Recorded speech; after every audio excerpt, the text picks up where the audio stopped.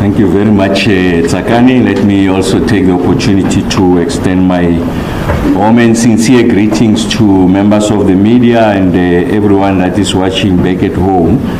Just to express my most sincere appreciation at the continued relationship we enjoy with the media, that you are making it possible for us to be able to convey the critical message to members of the business community and also the average households, the citizens in the country, because the issue of the energy sovereignty still remains one of the most preeminent questions that is going to confront the 7th administration.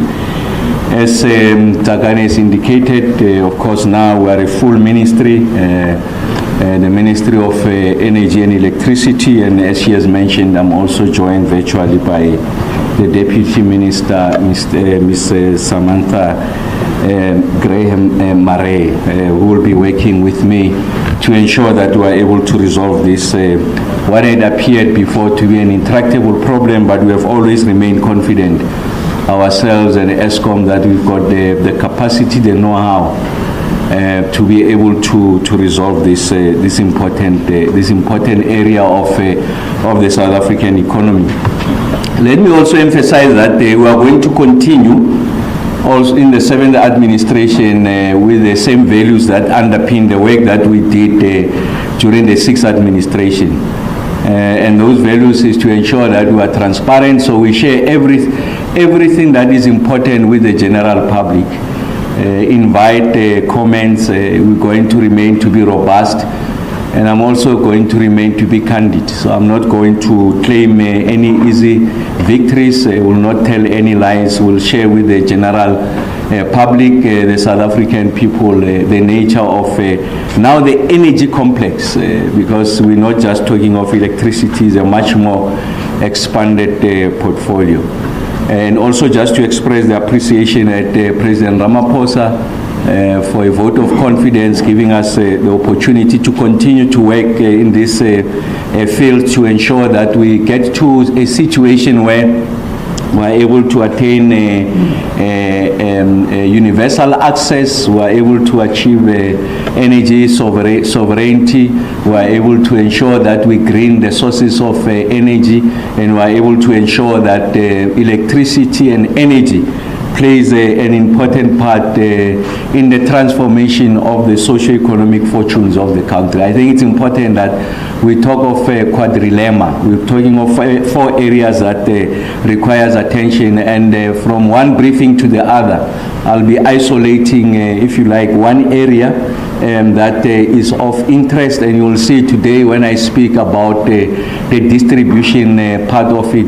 Really, I'm talking about universal access, that every household has got a right to be connected to the grid and have uninterrupted electricity supply. I also want to make the point that we are referred to as the Ministry of Energy and Electricity. Really, if you come to think of it in the purest form, the most clinical definition, you might argue that is an anomaly, is a misnomer, because electricity is just a subset of the broader conversation or the energy ecosystem.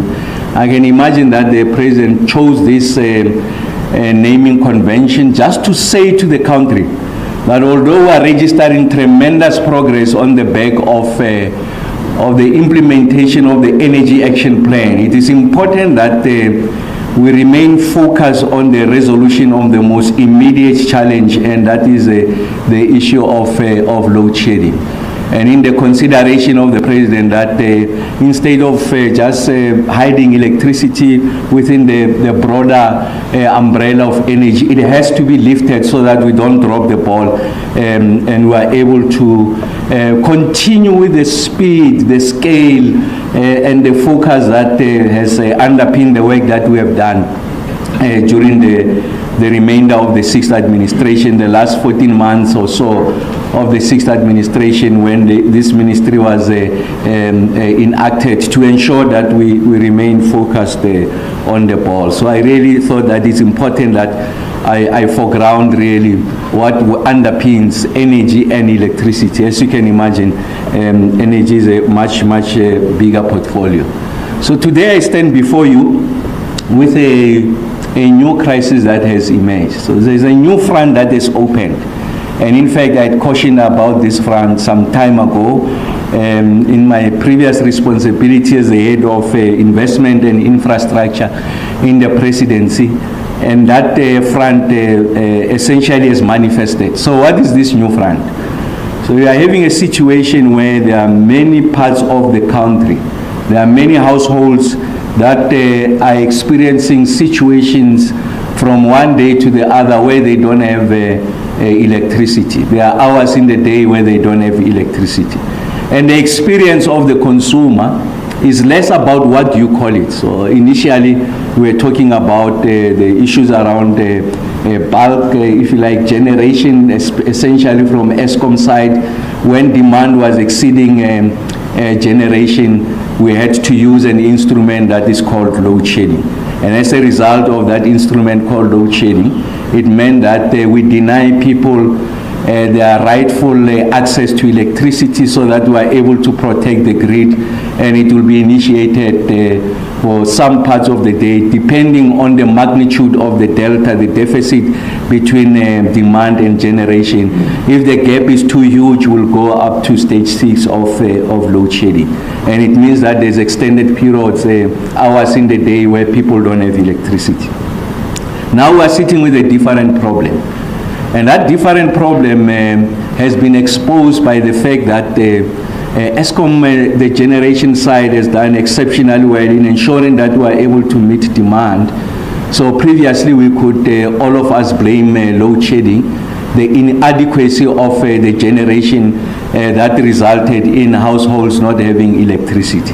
But now we know that this threat and the risk has materialized, has come to pass as a result of perennial underinvestment in the distribution infrastructure by municipalities. So I'm talking about your transformers and the substation. That really is the purview of municipalities.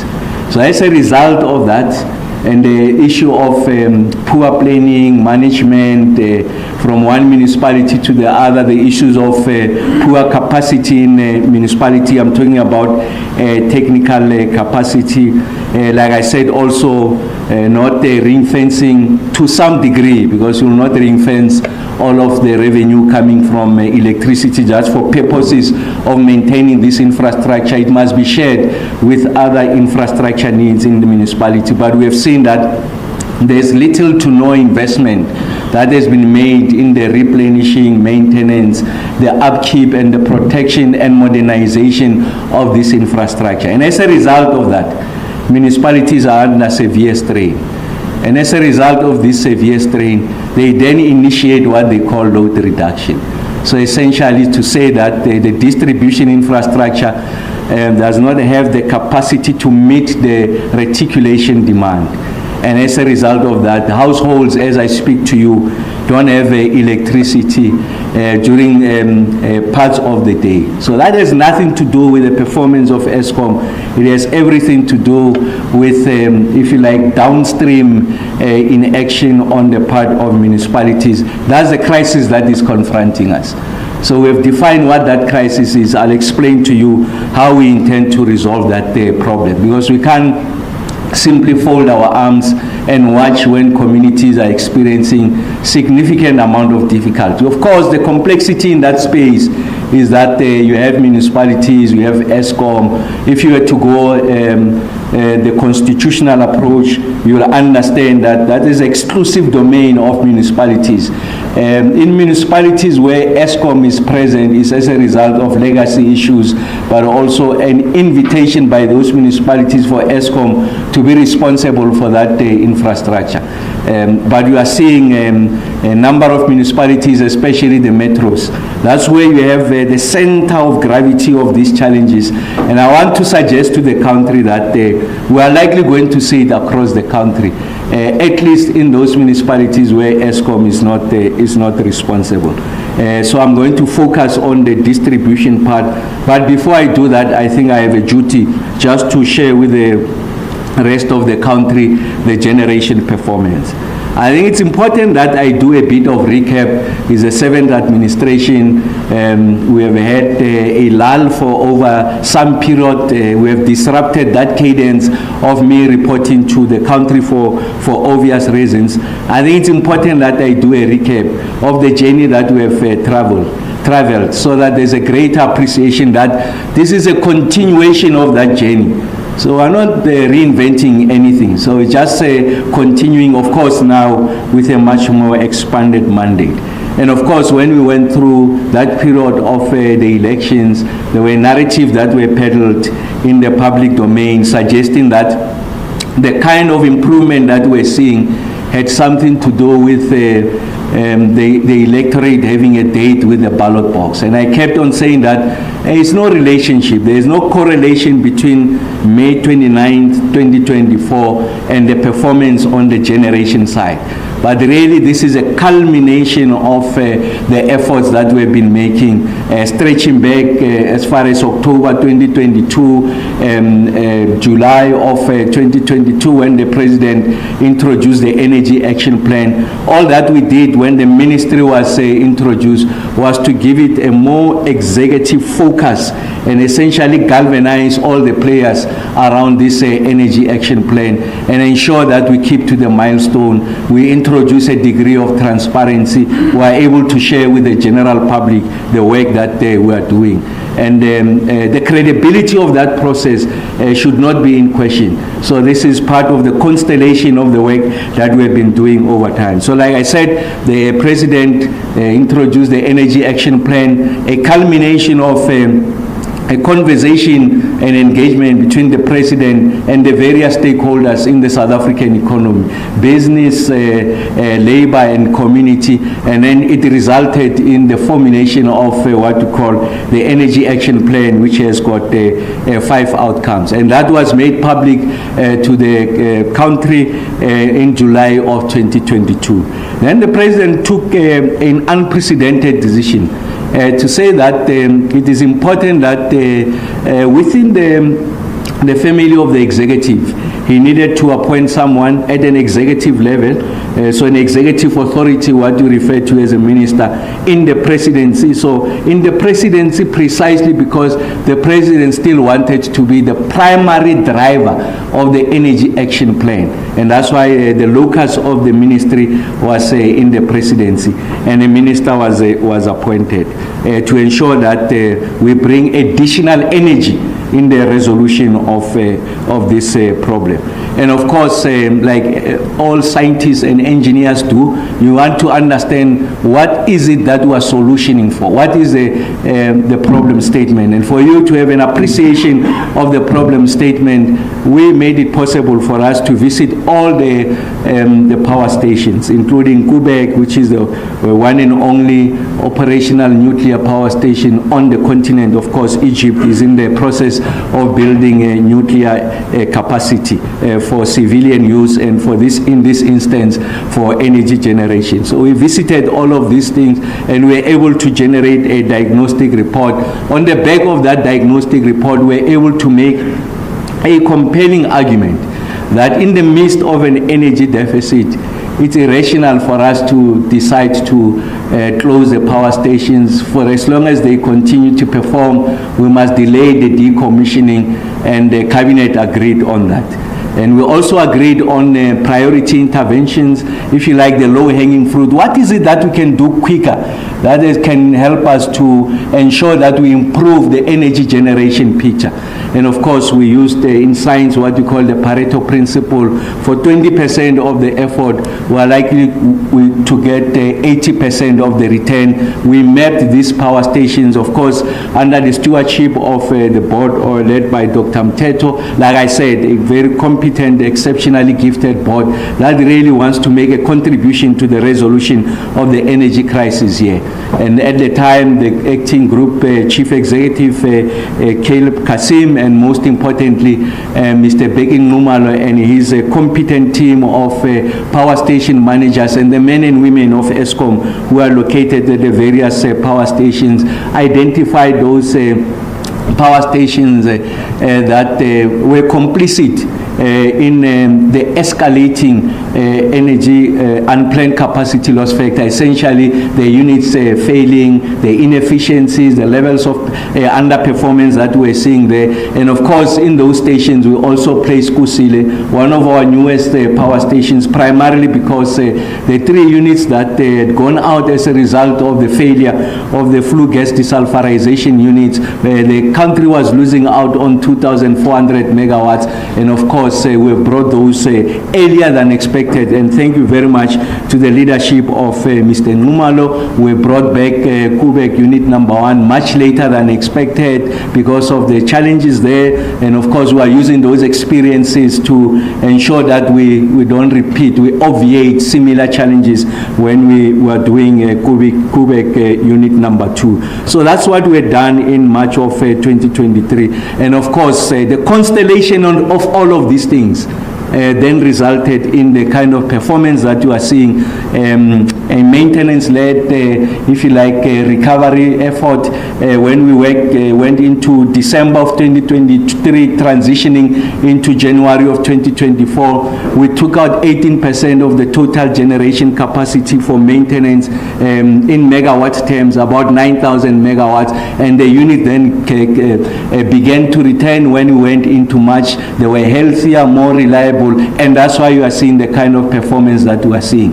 ESCOM released a winter outlook. They generated 3 scenarios, and they said the best case scenario of us not having load shedding during the period of winter will make the assumption, the primary assumption there is that the unplanned capacity loss factor, these megawatts that we are losing as a result of inefficiencies, as a result of failures, if it were to be 14,000 megawatts and below, we are not going to see load shedding. So that's what ESCOM said. And then it did what it called the most plausible scenario. If you take that base case of 14,000 megawatts, you add another 1,500 megawatts of units, total units failing, you are going to get to a stage where in winter you could get to stage 2. And then they did the worst case scenario. If we were to lose an additional 3,000 megawatts on top of the 14,000 megawatts, so you are losing in total 17,000 megawatts, we are likely going to go to about stage 5. And guess what? The performance has been exceptional, exceeding our own expectation. I'll show you the numbers. I think we're sitting on average about 12,000 megawatts. So we're 2,000 megawatts better than what ESCOM had predicted to be the best case scenario. And thank you very much to Mr. Numalo and the team for the exceptional work that you are doing, of course led by Mr. Dan Marokani as the group chief executive. So what are these numbers that I'm sharing with you? So I think it's important that we have an appreciation that the year-to-date EAF, the energy availability factor. So there we are measuring, if you like, the reliability of these units. When I say reliability, units don't just fail on their own. And also we're talking about the efficiency of those units, the ability of the units to approximate the design capacity. So if you say this unit must give you 600 megawatts, if it gives you 300 megawatts, it means that you are short of 300 megawatts. The delta between 600 and 300 is that 300 megawatts. So it talks about the inefficiency. So we know that now we have moved from what was an energy availability factor of 54.9%, 0.5%, and now we're at 61.5%. So this is like 7 percentage points more, better than where we were the last time we met here. So I think it's important that we have that appreciation. So you can see that the energy availability factor, when you go week by week, month by month, now we are sitting at about 67%. So if you had to compare it with the 54%, so it means that we are 13 percentage points to the good. So this is exceptional performance by ESCOM. This is not an accident. It's calculated, it's orchestrated, is a science behind it, is the most competent, brilliant engineers that are doing this work. I think we need to have that appreciation. And remember that our intention is to ensure that we keep on lifting this EAF. Of course, we want to get to an EAF that consistently breaches the 70% mark. We are getting closer to that. There was a period in a day where we reached about 70.78%, an exceptional performance last seen about 3 years ago. So this is the kind of work that the team has done, and of course on the back of that we're able to register that milestone on Friday of 100 consecutive days without load shedding.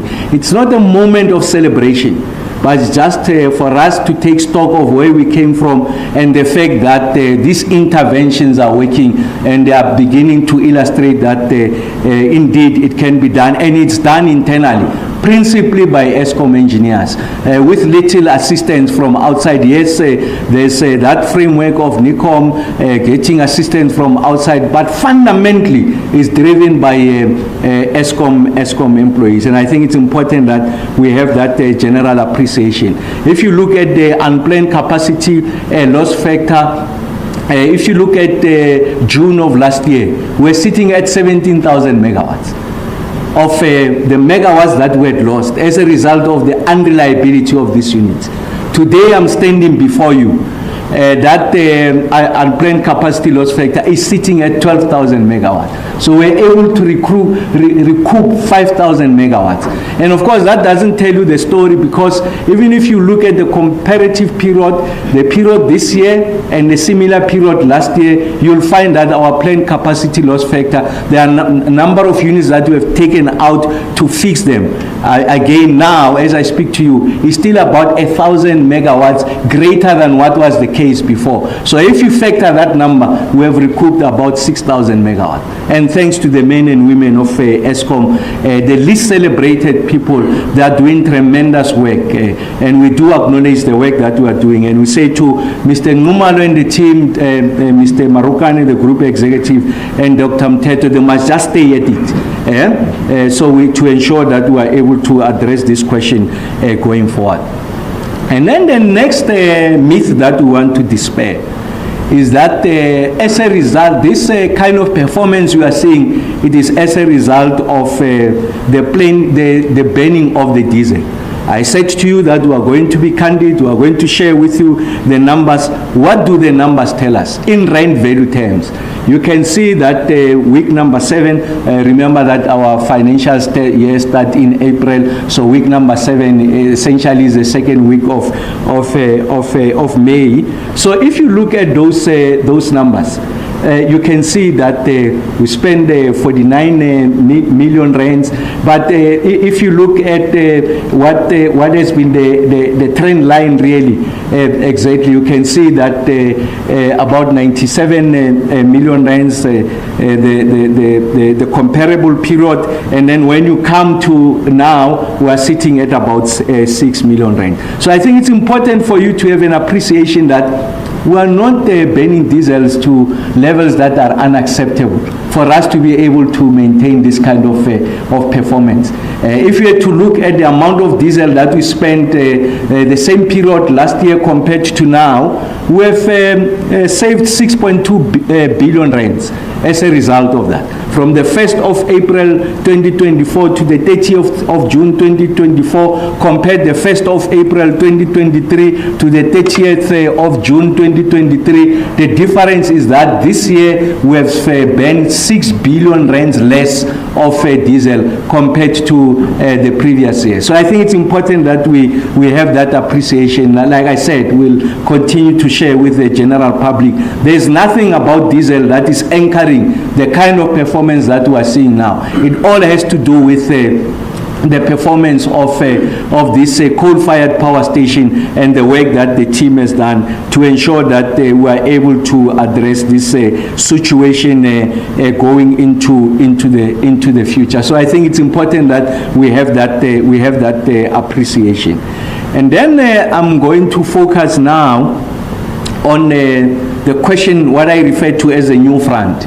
What is this thing that is confronting us now as we speak? We are dealing with the generation side. Like I said, we are not out of the woods yet. I've not made an absolute statement that we have resolved load shedding. I'll tell the country when we are at that stage. But we are confident about our journey to get into the resolution of this load shedding, and also creating sufficient buffer for the South African economy to grow, support industry, get people into jobs, and ensure that we get the kind of prosperity that we desire. There is no economy that will function without a sufficient electricity or energy supply. So it's important that we have that appreciation that energy, electricity is an albatross that undermines the ability and throttles the ability of the country to grow and achieve its developmental ambitions. What are the kind of things that we know as I speak to you? So the first one is that there's significant movements in the world to ensure that you are able to remake what we call the electricity distribution industry. So it's an area, like I said, that has got multiple players. There's municipalities there, there's ESCOM there, but it's important that we find a way of managing that space so that we are able to avert and address these challenges, what we refer to now, municipalities refer to as load reduction. So there's a number of trends that are happening across the world, but fundamentally what these trends are attempting to do is to address what we call energy poverty. And we have reached conditions of energy poverty in the country. I'm not saying we are going to reach those conditions. I'm saying now, as I stand before you, there's a situation of energy poverty in the country. What do I mean by energy poverty? By energy poverty, I mean the following, in very simple terms. There's a generation, so the electricity is there on the generation side. The ESCOM power stations are giving you the kind of megawatts that are required for you to meet the demand. But people can't afford the cost of electricity, and as a result of that, there will be days in a month that they don't have electricity. So we can see that the tariffs are increasing and increasing exponentially, and therefore people can't afford this electricity. I mean, if I were to use the example of food, so people are going hungry on a daily basis, but you go to a retail shop, you can go to USAVE, you can go to Boxer, you can go to Woolies, the shelves are full. But the only way you'll be able to get that food is if you have the money to purchase that food. That's the problem that we have. So the shelves are full with the megawatts, but people can't afford to buy those megawatts. As a result of an electricity pricing structure that erodes significantly the ability of municipality, of households to be able to afford. So we are gradually eroding the income base of municipalities. We are dampening down the disposable income of households. Households have to make choices. Do I buy bread or do I replenish the prepaid meter? And of course the choice is simple. They are likely going to buy bread as opposed to ensuring that they replenish the prepaid meter for them to be able to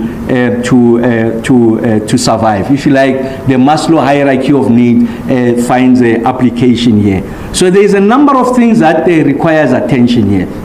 The issues of decarbonization, so there's technology that has been proven and tested, so we can do the behind the meter intervention, make sure that people get electricity using, if you like, our natural endowment, and in this instance, in the sun.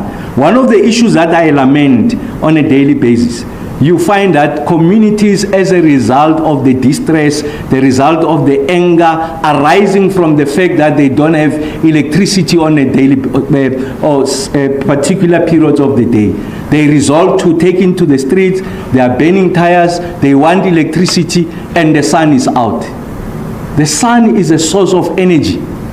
The rich are able to buy solar panels, inverters, batteries, and they are able to harvest the sun to meet their energy requirements. The poor can't do that.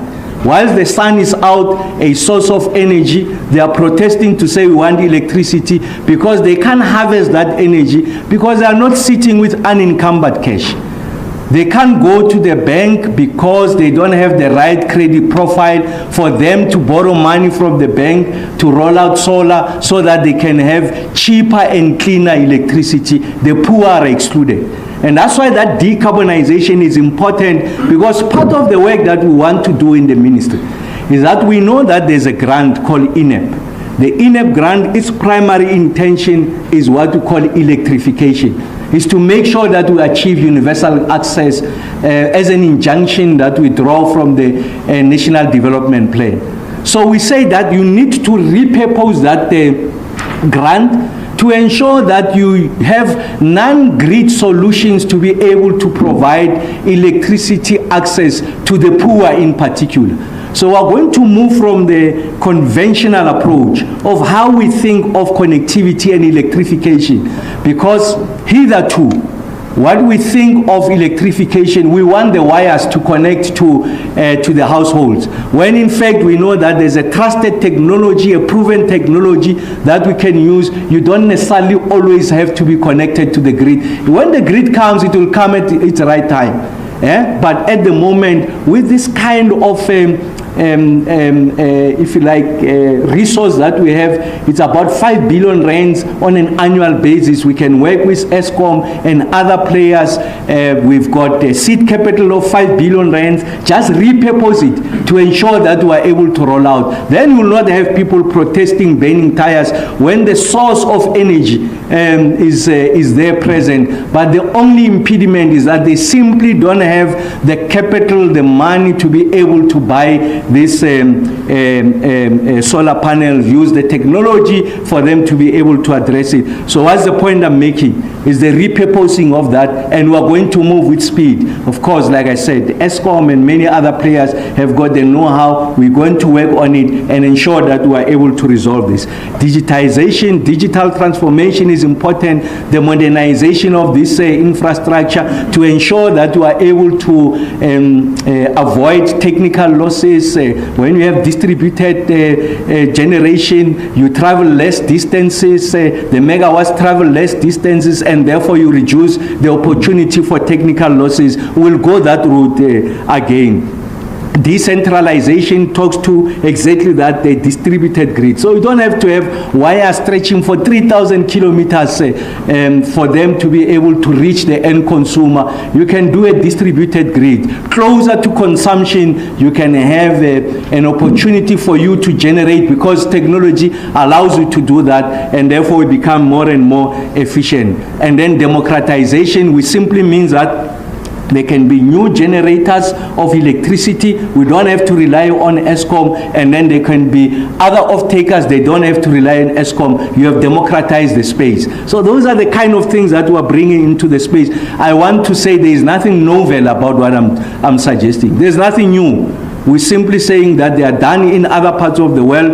We are going to benefit from what I refer to as the last mover advantage. We're going to be very aggressive and address the situation of energy poverty, ensure that the poor have got the same means of access to renewable sources as the rich have. We are going to close that inequality gap so that everyone can benefit from this, and we move away from a situation of as they refer to it as a load reduction. So that's the approach that we'll be taking, and I'm saying that this is happening across the world, so we don't necessarily have to reinvent the wheel. We take the view that if you like, your distribution infrastructure is a strategic state asset. So it's important that we have that appreciation, because it helps you to meet your developmental goals. The issues around universal access, supporting small, medium-scale businesses, they are also going to rely on, if you like, the strength of this distribution grid, a grid that is modernized, a grid that doesn't fail, a grid that is reliable. So it's important that you appreciate that. And once you get these small businesses into a place, they are getting cleaner and cheaper energy. What you are seeing is that they'll employ more and more people. Townships are going to become hives of economic activity, and therefore they are going to contribute towards economic growth and ensure that we achieve conditions of energy security. We don't just put our eggs in one basket, that is ESCOM, but there's a multiplicity of players, and the Electricity Regulation Act does make that possible from a legislation point of view. So the Ministry of Energy is now going to move into that space and ensure that we broaden the flow of energy generation. We are able to move with speed. And we do accept the fact that the power system is undergoing radical transformation, and distribution networks therefore require a significant investment. I've made the point that a lot of municipalities, the revenue base has eroded as a result of objective factors. What are some of those objective factors? The economy is not performing at the right level as a result of the challenges of electricity supply and the logistics side. People are out of employment, therefore they can't pay for their rates and taxes. Municipalities can't collect as before, although they are providing services. Their revenue base is eroded, and therefore they can't reinvest back into this distribution infrastructure. Those are objective factors. Then there are subjective factors, those that comes about as a result of the inherent weaknesses of these municipalities, that we don't have a revenue system that makes sure that you've got a complete picture of who's consuming where and what amount,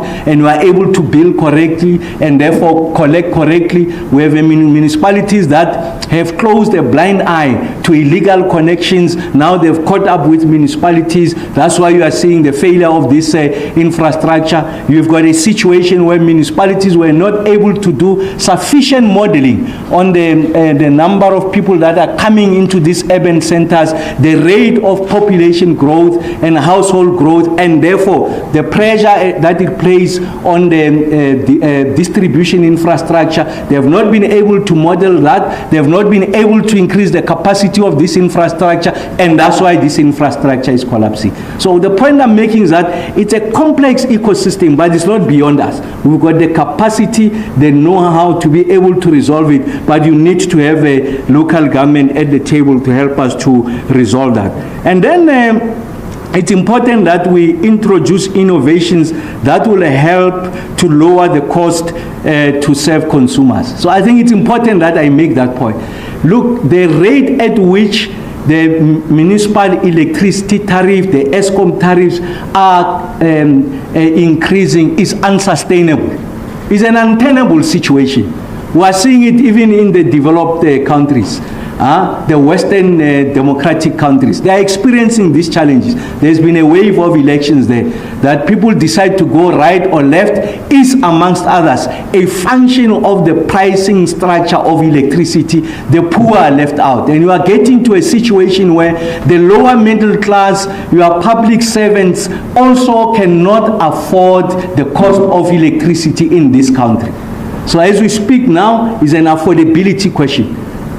Over a period of time, we don't address it, is a national security problem. Because people are not going to fold their arms and not be able to afford that which is their right, that helps them to live quality lives, that should support their ability to self-generate income through their own businesses, is becoming unacceptable. It also has got inflationary pressures. As ESCOM applies for these tariff increases, municipalities on the back of that, they add a surcharge. The cost of doing business is increasing. People are going to find it difficult now to afford their food, as they do as I speak to you now. Many still are having a similar problem, and that problem is likely going to become acute over a period of time, and that's why we must resolve this question with the agency that it deserves, and that's the kind of attention that we're going to give to this question. We've got a track record of attending to complex questions with speed, decisiveness, but also that our interventions are efficacious. They achieve the kind of efficacies that we want. What are some of the systematic challenges on the distribution side? I've made some of the point. Is that the non-ring fence electricity business. So what do we know now? In many municipalities, so they get where people pay, that payment goes into the broader kitty of the municipality. And then come the budgeting cycle, the electricity department, they must go and bid and compete against the waste department, against road, against water, against social programs. So they are likely going to be low on the queue. So allocations, capital allocations are going to be given to those other needs, to the neglect of the electricity infrastructure. And as a result of that, municipalities, electricity department can't replenish these assets. And I'm not making a case for a complete ring fence, because the nature of how municipalities works, for those who might not be familiar with this, is that they subsidize other social infrastructure. So it's not a complete ring fencing, but there has to be a principle that says X percentage of this maintenance budget will be directed towards the maintenance of electricity infrastructure. Poor revenue management and poor payment culture, I've referred to that. So municipalities, there's no 100% billing. So they don't know, some municipalities don't know who's consuming what, and what is the amount that is being consumed. And that's why in some instances they are making estimations. So there is no appreciation of how much is being consumed where. So that's poor revenue management, because if you don't know who's consuming what, you don't do complete billing. And in fact, even those that you bill, not all of them are paying. Even those who've got the means to pay decide not to pay. Essentially, they're delinquent. You are going to erode your revenue base, and that's why a lot of municipalities are becoming illiquid, and of course the payment culture as we know it, because municipalities are not enforcing credit control on those that can afford. I'm not talking about the poor, the indigent, those objectively that don't have the means, and I've said to you how we propose to deal with that question. And then the issue of not investing in the municipal infrastructure is collapsing, and that's what we're experiencing across the country. Let me emphasize. So what you see in Johannesburg, what you see in Tshwane, I want to argue is the tip of the iceberg. That situation will become worse and worse, and in fact it will be across the country. So the sooner we arrest this situation, the better.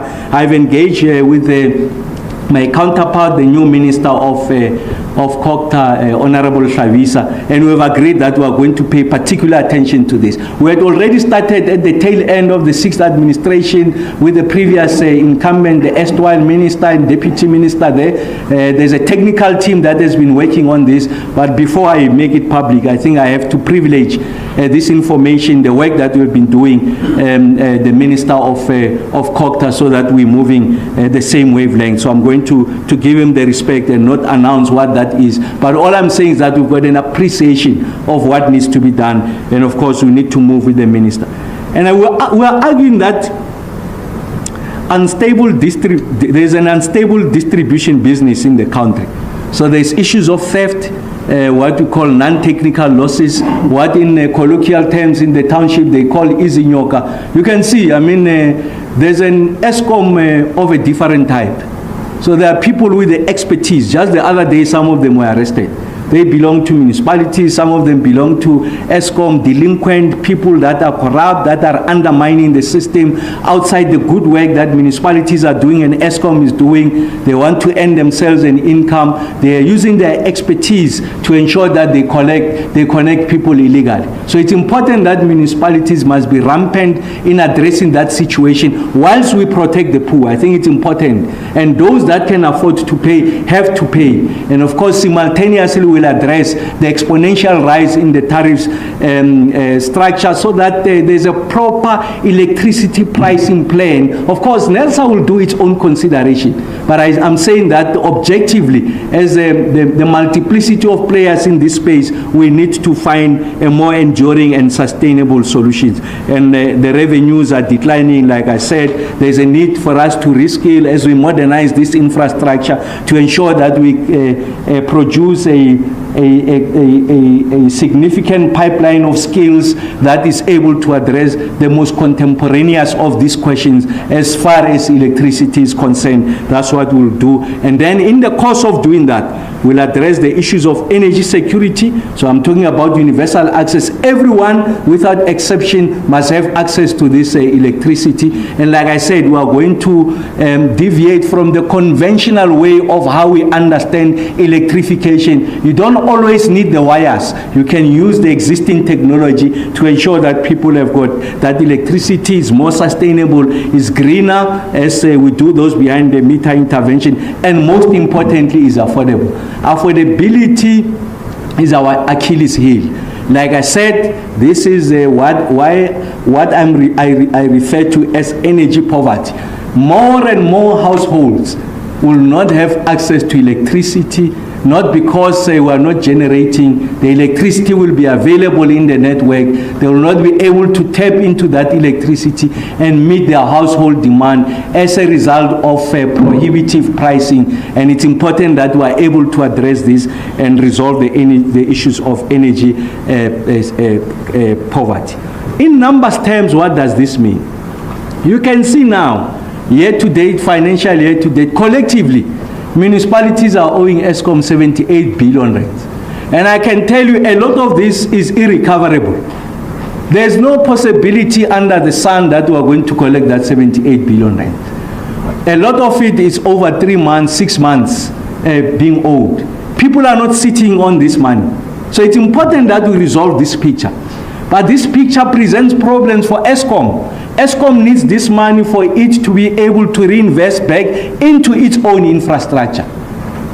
Municipalities have to pay that money, but I did tell you that municipalities, on objective grounds, they simply don't have the means to be able to pay for that money. So in that solution, you must protect the interests of ESCOM as a going concern, ensure that municipalities are able to collect, but also protect the interest of the user. Because when that distribution infrastructure fails, that is providing electricity to 50 houses, there will be 10 to 15, 20 houses that have been paying diligently, but they are collateral damage. They are, as a result of that infrastructure failing, although they've been paying consistently, they also are subjected to load reduction. That's the problem we have. Just to give you the magnitude of the problem, is that if we don't resolve this problem, our projection is that at the current rate, by 2050, ESCOM will be owed 3.1 trillion rands. Let me repeat it. ESCOM will be owed 3.1 trillion rands. ESCOM will collapse. Generation capacity is going to be compromised. So it's important that we resolve this question. And that's why I'm saying this is the most urgent task that is confronting us. We are confident about the work that Mr. Ngumalo, of course the board, Mr. Maruka and Mr. Ngumalo in particular, and the team are doing a generation. I did say we are not out of the woods yet. Now we are working with Mr. Bala on the distribution side. Like I said, it's non-ESCOM related. The majority of it is municipality related. But we can't fold our arms. We need to help them from a technical point of view, because there's been hemorrhaging of skills at municipalities. There's been a misalignment of skills at municipalities. It's not unheard of for someone with a background of social sciences to be a head of technical services in municipalities. And this has nothing to do with the skills of the person. It has everything to do with the alignment of skills and responsibilities. These are the subjective questions that municipalities have to address, because collateral damage, the biggest victims of all of that is the end consumer, and by definition is the South African economy. So the industry is in a mode of self-destruction. It's imploding. We are seeing it in Joburg, we are seeing it in parts of Tshwane. I am telling you, it's across the country. These ones are more elevated because they are metro spaces, the people are more vocal, the media has got significant attention. You can go to any part of the country, they are confronted with this question. The industry is in a mode of self-destruction. We must rescue it from itself. And that's why we need to make this intervention to address these questions and ensure that this is something that requires our attention. Like I said, as I conclude, part of the restructuring on the electricity distribution industry is to ensure that the social compacting. We need to engage, if you like, civic leaders, leaders of communities, so that we are able to separate those who can afford from those who can't afford, and those who can afford must pay, those who can't afford, the state must look after them, and address this question of what in the townships we call izinyok. So it's important that we are able to have a restructuring roadmap. We are working on it. Like I said, at the tail end of the 6th administration, we have been working on it. We are confident about the journey that we are taking. It's just that in this instance, you need the buy-in of municipalities, because we can't impose ourselves in that space, because it's an exclusive constitutional function. So I can't pick up a call as a Minister of Energy and Electricity and say to the mayor of Joburg or to City Power, you shall do the following. No, you can't do it. The law doesn't allow. Even if the law allowed us to do it, we will not be that arrogant. We'll sit around the table and see how best to address this. And then I think it's important that we must review electricity tariff policy model to enhance affordability and expand access. So we are addressing two things. So expand access so that the injunctions of the NDP are met. Everyone must have access to electricity. And once they have that access to electricity, make sure that they can afford it. So addressing, if you like, the twin challenges of distribution. It's access and affordability. And that's something that is going to receive our attention. And of course, we are going to draw on some of the international experiences and the innovations that are available in the space and address this question. So what's the long and short of what I've been saying is that distribution is our albatross. Distribution is on a mode of self-destruction. And the casualties is the poor. They are the ones who are subjected to conditions of load reduction in the main, and even those who are diligent payers are subjected to load reduction. This can't continue any further. It's important that we arrest it so that we are able to ensure that the country is able to achieve its developmental objective. Thank you very much.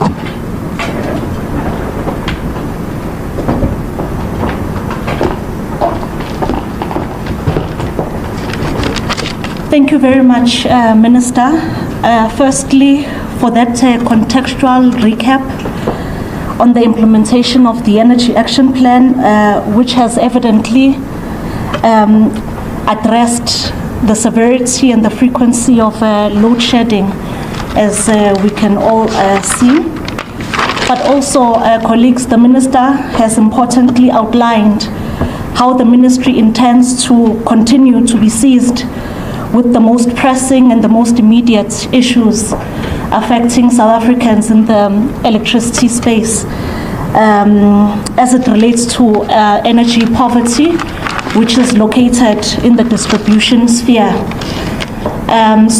With that, colleagues, I wish to now open the floor to questions from members of the media.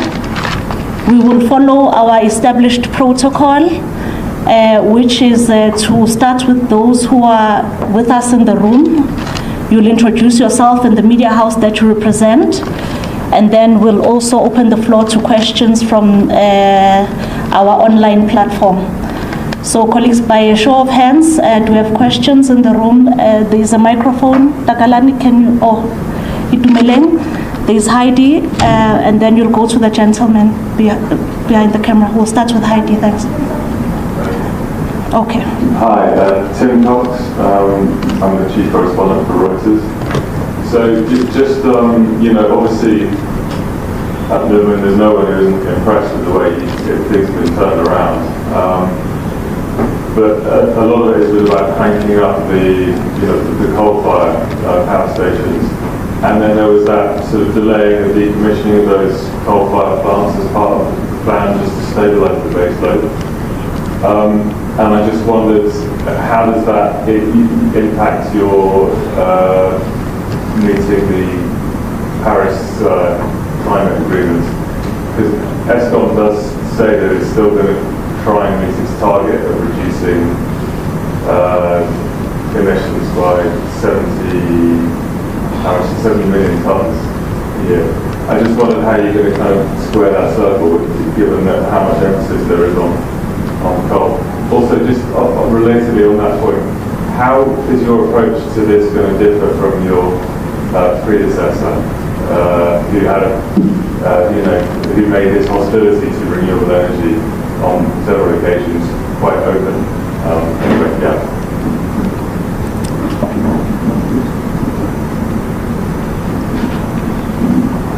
Kgosientsho from the NCA. Minister, you touched on it quite extensively, but perhaps ESCOM can also come in terms of, as much as we haven't had rolling blackouts for over 100 days, Gauteng is a mess. A lot of suburbs don't have constant electricity. How is this going to be addressed and dealt with? Because it's one thing to say there's no load shedding for 100 days, ESCOM's doing a great job. But a lot of people, not even in just Gauteng, in a number of provinces, don't have constant electricity. How's that going to be dealt with? Thanks.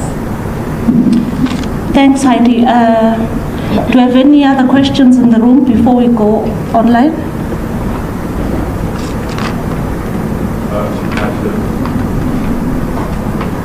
Minister Zola Sholana from Newsroom Africa.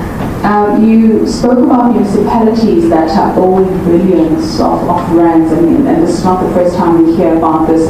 Perhaps ESCOM can also, respond on this one. What plans do you have in place to, to deal with this matter? Because, like you said, if it's not dealt with, then in the next, couple of years we'll be dealing with the crisis. What is being done specifically with municipalities? Thank you, Zola. Any other questions in the room? We'll take another round after we've received responses, but we'll ask Itumeleng or Takalani to take us through the questions that have been sent on our virtual platform. Do we have any? Thank you, Zakan. Good morning to everyone. I think we have closer to 15 questions. You can advise us to how we can go about them. Okay, so let's take all of them. It's fine. Okay, thank you. The first two questions are coming from Ms. Omaji, who is representing News 24. And he said the minister mentioned ESCOM managed to recoup 6,000 megawatts. And the two questions are, please provide clarity over what time frame this has happened and how much of that generation recovery can be attributed to running power stations without pollution controls. And the second one is directed to ESCOM. And is there any update on the license extension for Quebec? And is Unit 2 still on track to return to service in September? And the next 6 set of questions from Elmo Plus Independent Media. Number 1, how many days in the testing phase did Kgosientsho Unit 5 achieve 800 megawatts? And what is ESCOM's demand forecast for 2024? And what are the financial implications of the drop in non-ESCOM's share in total generation from 14.8% in February to 12.2% in May? And which ministry will be responsible for updating the IRB? And how much will be spent on the transmission grid this calendar year? And how many standalone microgrids will ESCOM build this year?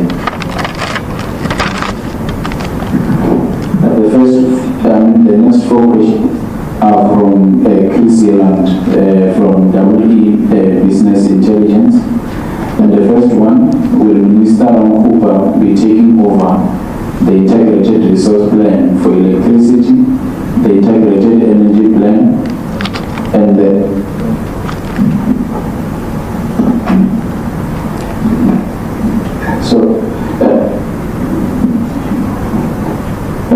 promulgation of the electricity regulation amendment?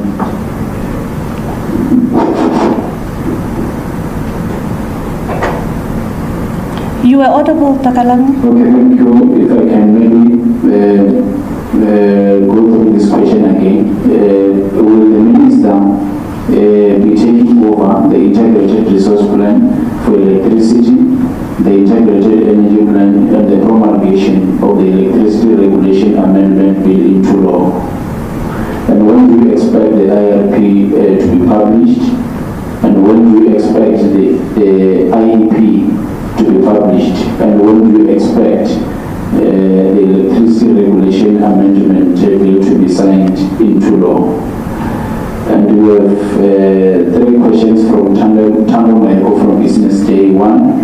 According to media reports over the weekend, the Electricity Ministry is the procurement of 2,500 megawatts of nuclear power was at an advanced stage, and that his department was finalizing the procurement structure of the new build project.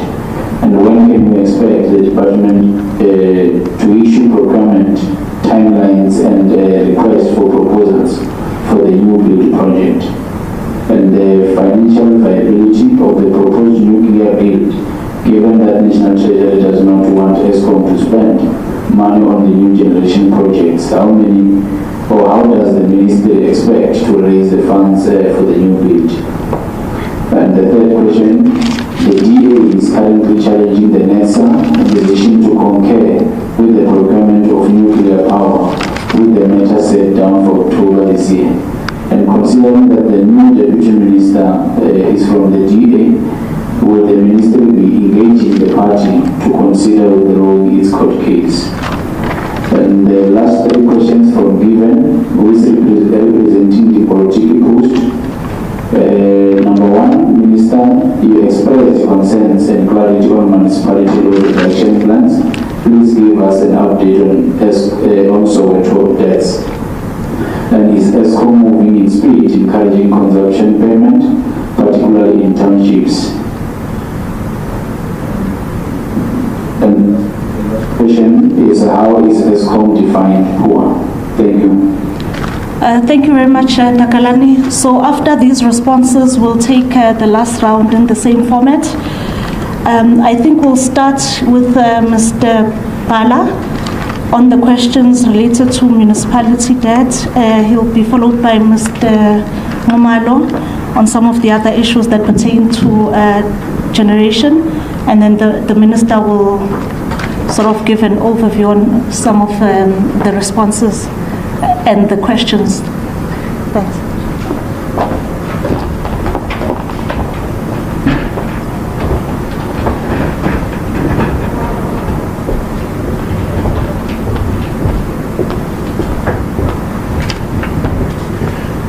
Good morning. Let me first just deal with the Soweto debt issue. So part of the plans of ESCOM to deal with the issues in Soweto was to do conversions from postpaid to prepaid. So we are completing that program now. So effectively, the debt in Soweto has been converted to mainly to prepaid. So we are monitoring the payment levels. We're currently sitting at about 25% in terms of payment levels in Soweto. On the municipalities and the load reduction, it is an intervention, as the minister has said, that we implement to enable or to ensure that we do not overload the infrastructure. So yes, in the winter period, what we notice is that the demand on the system is quite severe from what it was designed for. That is what leads distributors to take this preemptive step of load reduction. As we deal with the the issues as distributors within the municipalities, I think the investment in the infrastructure of municipalities is going to be key going forward. There was a question on the number of microgrids that ESCOM is doing. Through the INEP program, we are rolling out 33 microgrids in the year 24-25. So the number is 33. There was a question on the demand forecast for 2024.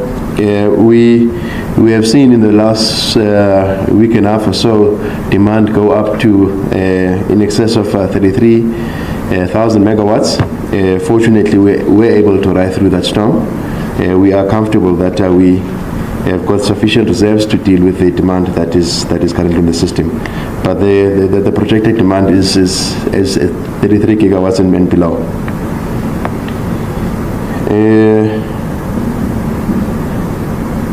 Yeah, I think I've dealt with all the questions. Thank you.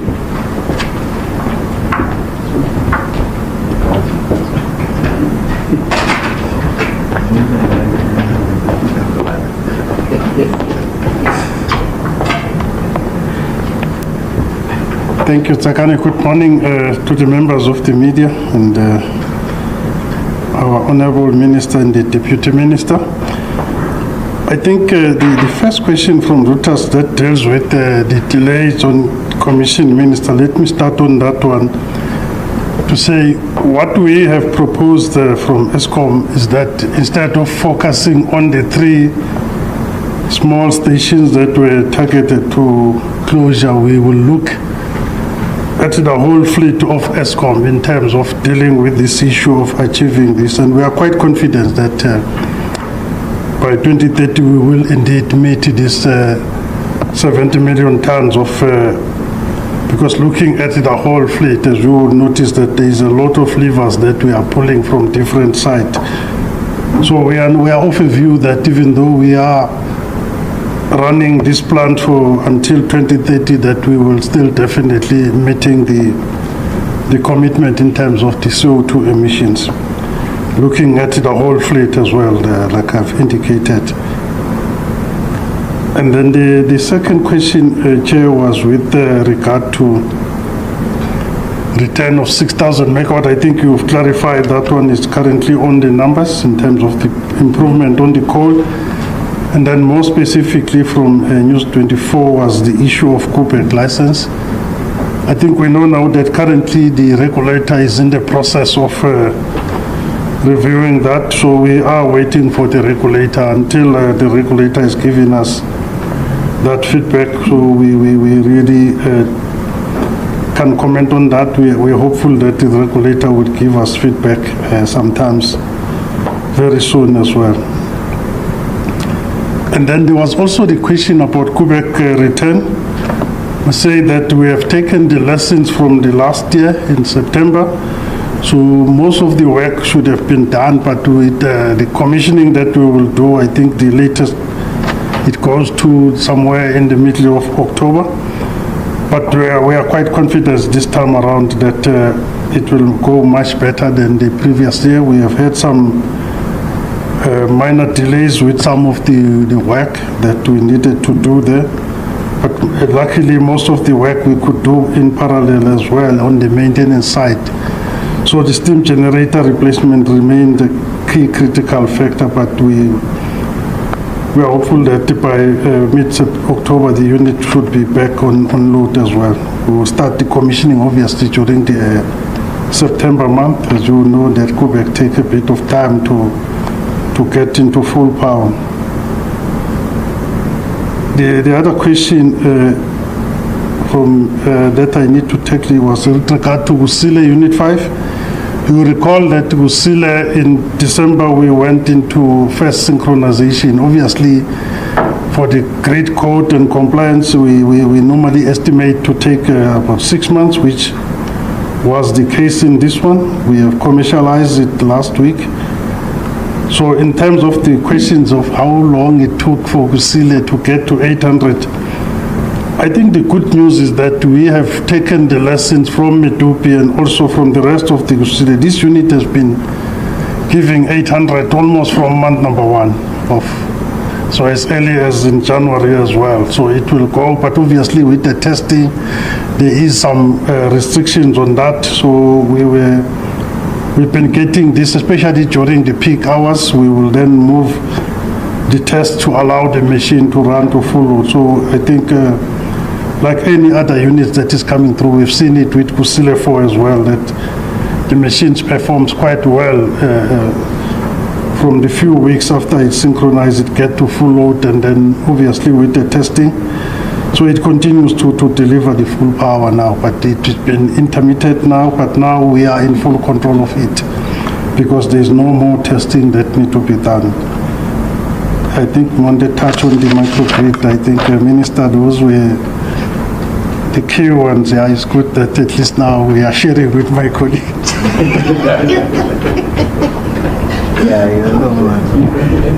Okay, no, thank you very much, colleagues. Tim, just to your first question, the second of the two questions that you have asked.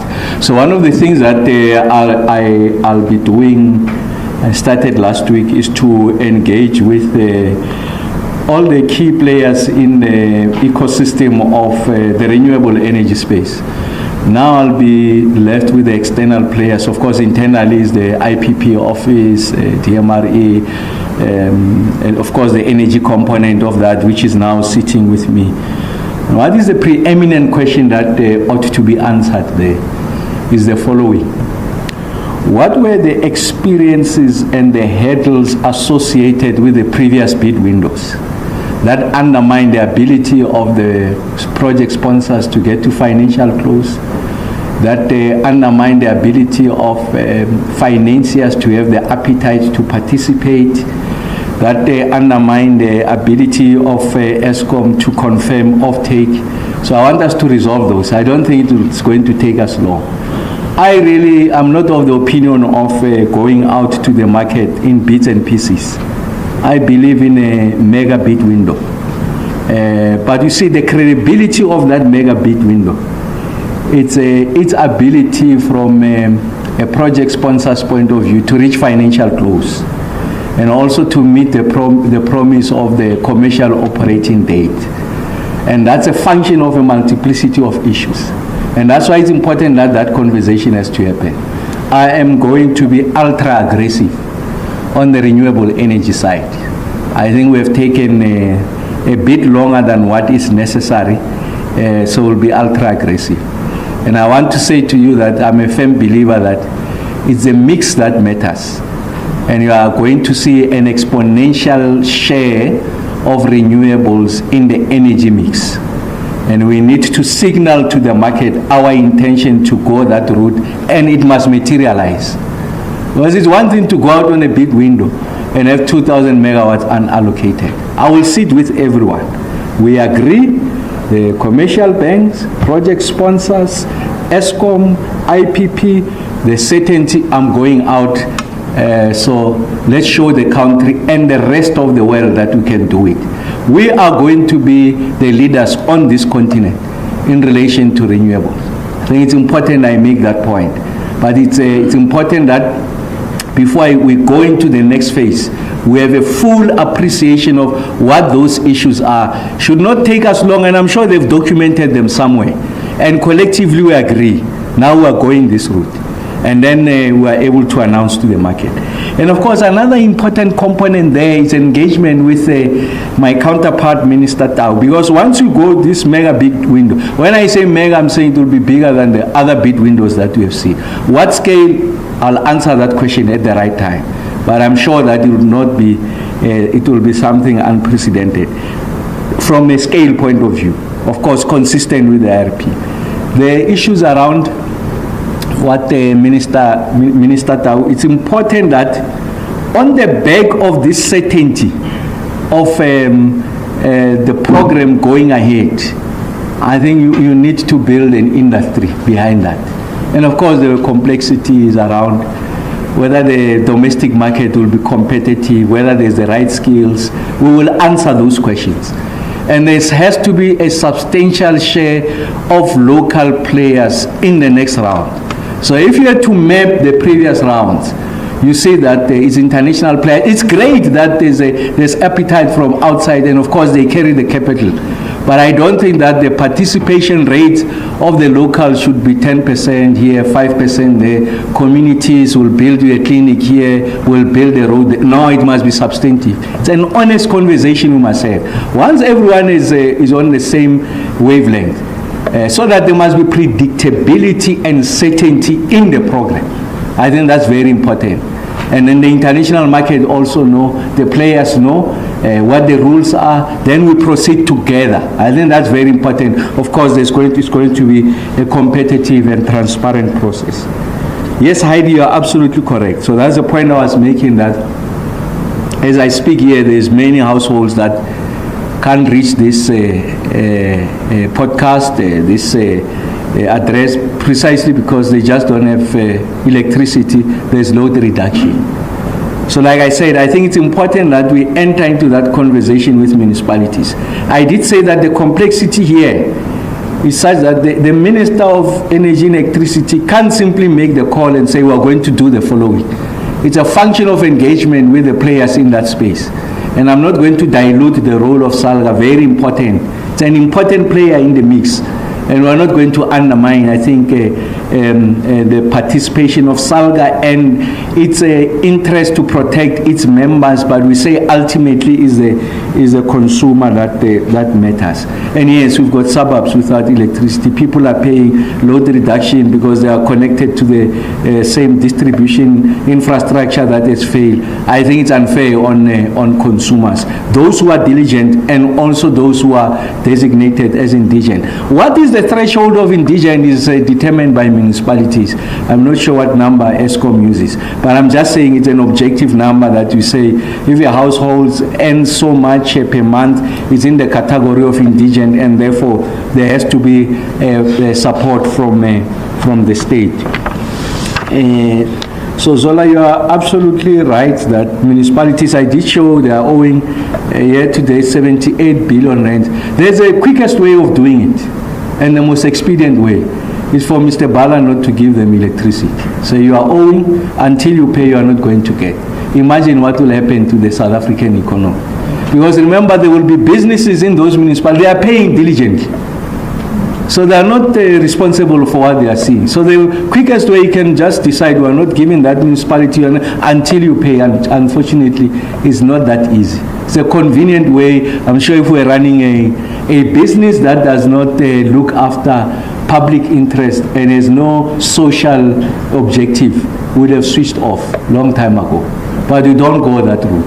I think we need to engage with municipalities. I have a degree of empathy of what they are going through, having been a former mayor. It's both a weakness and a strength. Because it can be a weakness because you are over empathic, if there's such a word. So you are very generous in understanding where they are coming from. It can be a disadvantage, but it's an advantage. I want to think because we know what they are going through, and we can find the most elegant way of resolving that question. So I'm confident. The minister of Kokta is a former mayor, and when we need the issues of industrialization, the minister of DTIC is a former mayor. So the mayors will resolve a problem of municipalities, working with municipalities. I think we have an appreciation of what it takes to resolve that. But it's not about switching off, otherwise the South African economy collapses. It's the most expedient way of doing it. Just to Helmut and Chris, is that yes, the IRP falls within this ministry. The EAP, Integrated Energy Plan, is sitting with us. And of course, the signing, the promulgation of the ERA is sitting with us. Just to say the following on the IRP, I think there's been substantial inputs that are material. And I want to say to those people who have made those inputs won't be thrown away. And in fact, I was saying to the team when we engage internally, that let's occasion a platform for us to engage with these South Africans and experts who've got concerns around the IRP. And in fact, some of them have illustrated from the little reading I've done on that in fact there are fatal flaws in some instances. So we'll sit. We'll make sure that it's something that enjoys the credibility that it's supposed to anchor a document of this nature. And I'm not suggesting that it's not credible, but I'm just saying you benefit a lot from this input. So you are going to find that there will be substantive engagement, and in some of those engagements I'll be personally present. One of the weaknesses in the space is that we move with the IRP outside the integrated energy plan, when in fact that should be the primary driver. The IRP supports, is one of the pillars that supports. The gas master plan should be supporting. We've done it the other way. So you start at the end. So, and of course the gas master plan. Those conversations must happen, very difficult. A lot of the players says, but these are what we think are chronic weaknesses in this, we'll engage with them. If it calls for a substantial review, we'll do it. I'm not suggesting that we're going that route, but I'm just saying there's something material. The modeling is found to be weak. It's not as robust. The assumptions, the underlying assumptions are found not to stand, if you like, scientific scrutiny. Will go that route. I'm sure you all know that I believe on evidence and science. And I think if colleagues bring that, I'm the first one to say yes, there has to be a substantial review. I'm saying this to the rest of the country, that that's the approach we are going to take. Even if it takes us longer to get to the end, but we are going to do it correctly. And I'm not suggesting it has not been done correctly, but on the strength of what is coming through, I think there's a basis for us to have that conversation. And then to Tando, no, what was in the news on the nuclear, there's nothing new. I stood here, told you, we are with the team from DMRE at the time now, they are sitting with us. We're saying that we get into a stage of putting together a framework on procurement. That framework acknowledges the fact that the ESCOM balance sheet is weak, the fact that ESCOM will not have the ticket to finance that, so you need to find a bespoke financing instrument to do that. Of course, it must say who must be the operator. I can tell you even now, without necessarily preempting what's going to come, it will be ESCOM. So you need to manage that, and that framework answers those questions, whether affordability, and that answers those questions. So I will not move ahead. Let's allow them to do that. They had said when we were here that should have been done by March, April, or past March and April. When I come back now that they are with us, when we put a date out, we're going to keep to that date. So it's important that the credibility of this process, whatever we do is important. The promise you make to the country on the timelines, it's important to restore, affirm, and protect the credibility of any process. And that's what we're going to do going forward. And then that the Democratic Alliance has gone out to challenge the procurement of nuclear. Well, they can go. It's a matter before the courts. We'll explain ourselves. Let me address an inherent material point that it's raised in that question. The government of national unity is not a federation of parties. It's a single executive led by President Ramaphosa. And then there are policy issues that the sixth administration has passed. Those are going to be protected going into the future. I think it's important. This nuclear procurement program, it's a government program consistent with the IRP 2019. We are proceeding with it. And the executive will defend through the Minister of Energy and Electricity our position. And any player has got a right to go to court. We'll clarify ourselves, and the court will make that determination. So yes, I think that's we have exhausted the questions as they were placed before us. Or on Helmut, on transmission, we'll get the number. I think the question was how much will be spent on transmission in this financial year. I don't have that answer now, but we will come back, Helmut, on that to you and the rest of the media houses. Thanks.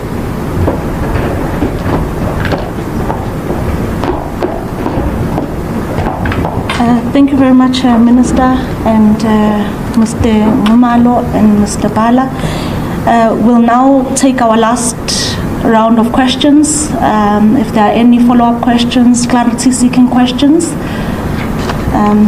By a show of hands, colleagues, we've got a hand in front here and at the back, and then we'll take the online questions from Pakalana.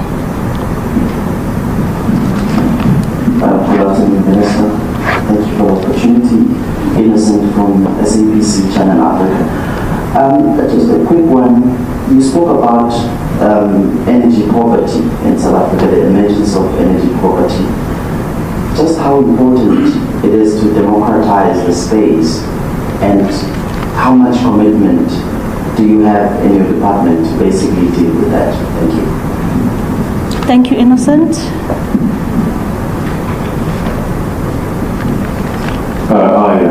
Tim Cox, Reuters again.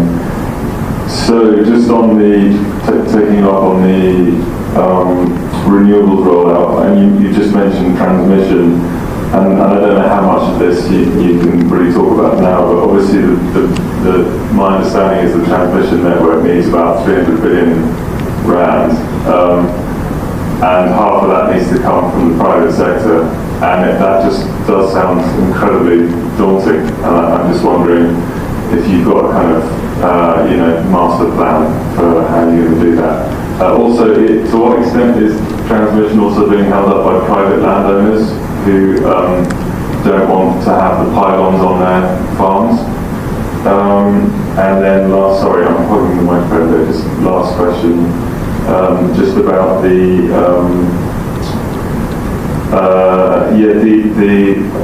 when you said you are going to roll out renewables much more aggressively, does your plan to do that make it possible or even likely that you will be able to meet these emissions targets before 2030?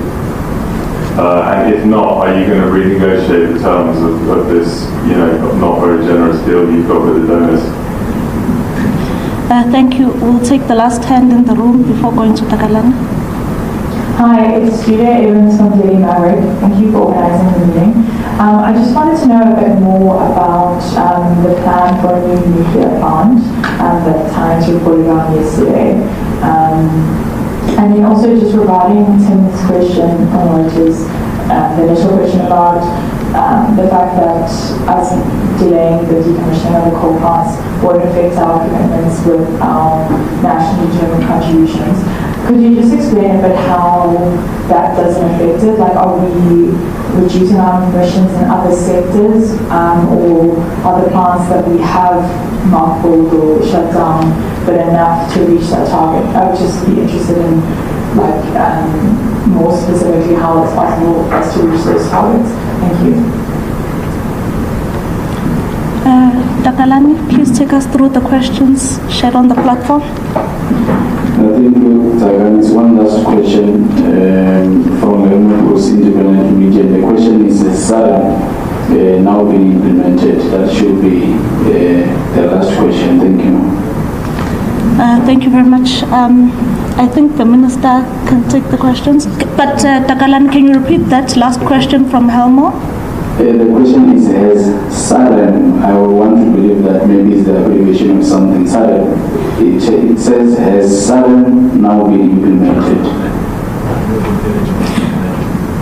I think we need clarity from Helmo. Perhaps as we respond to the other questions, Helmo can clarify on the platform as to what the abbreviation is, because it's not quite clear. So we'll take the minister who will respond to the questions posed, whilst Helmo clarifies his question further. Oh, okay. All right, well, the minister will respond to all the questions, including Helmo's question. Thanks.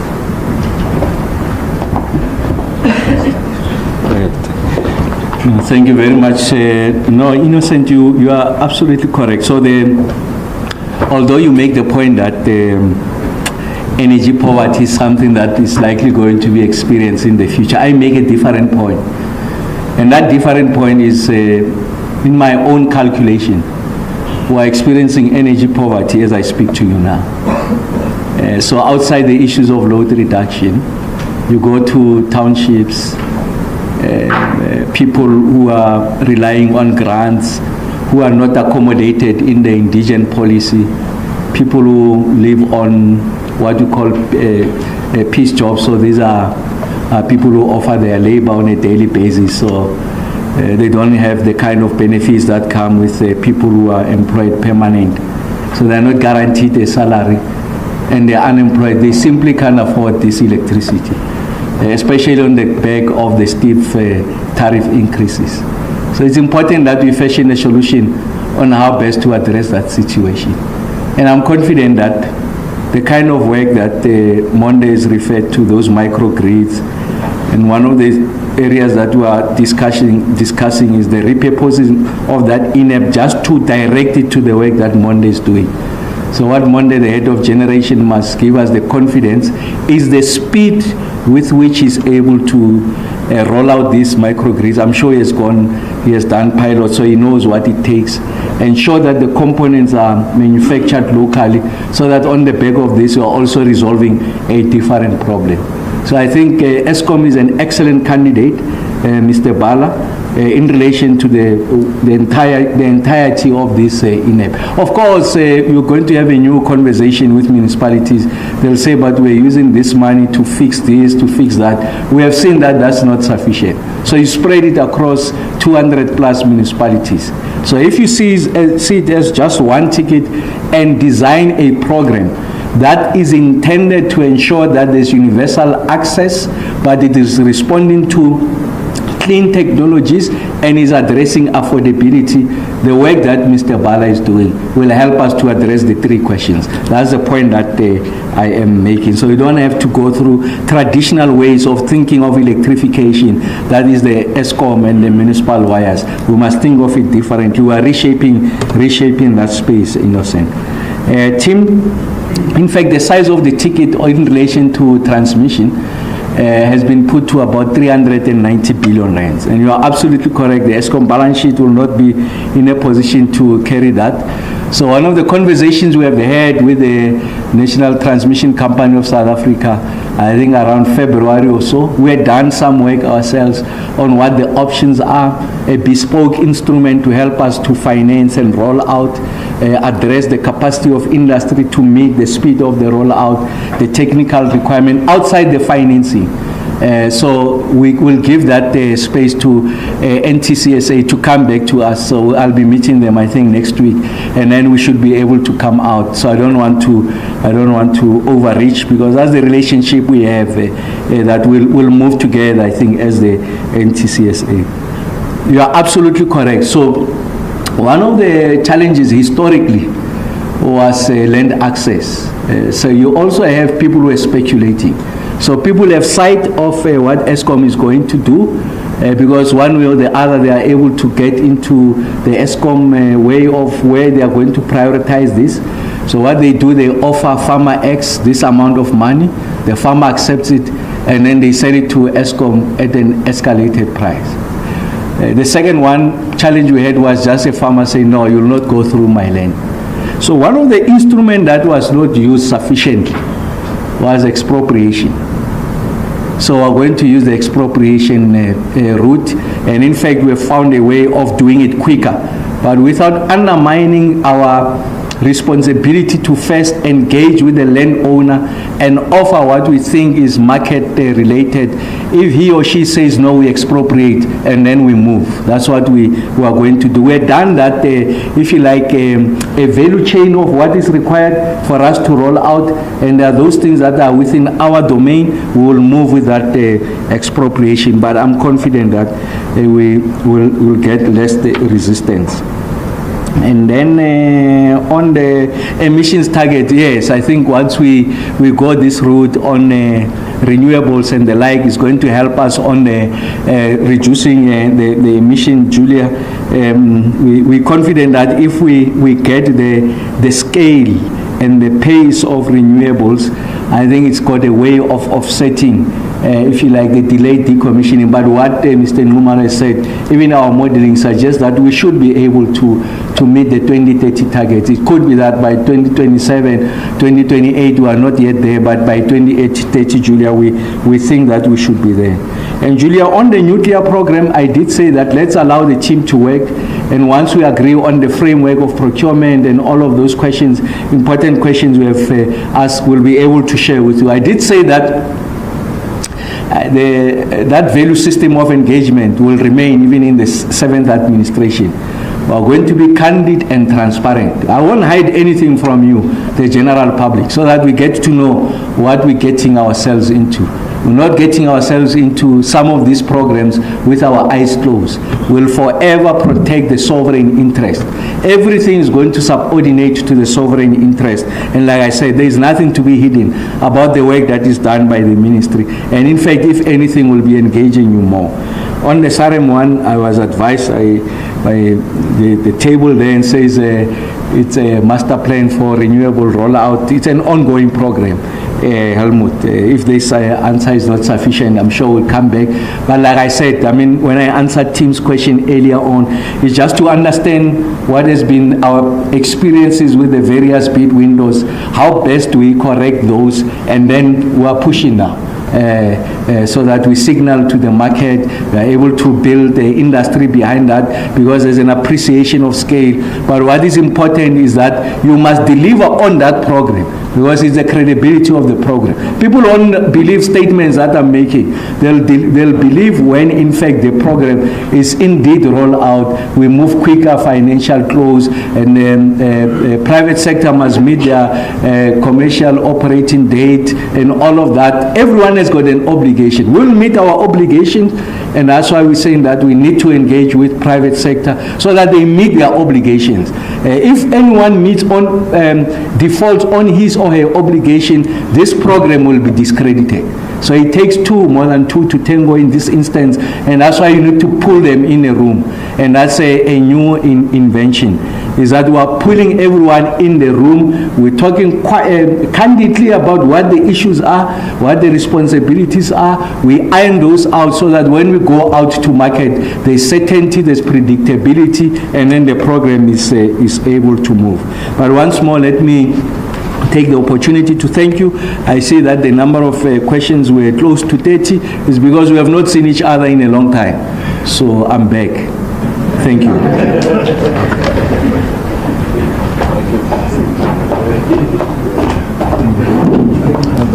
Colleagues, with that, we have come to the end of today's media briefing. We will continue, I'm sure the Minister will continue to maintain a high communication availability factor. We'll have more of these regular media briefings. So colleagues, once again, thank you very much, and we'll communicate the details of our next briefing with you as we always do. Thank you. All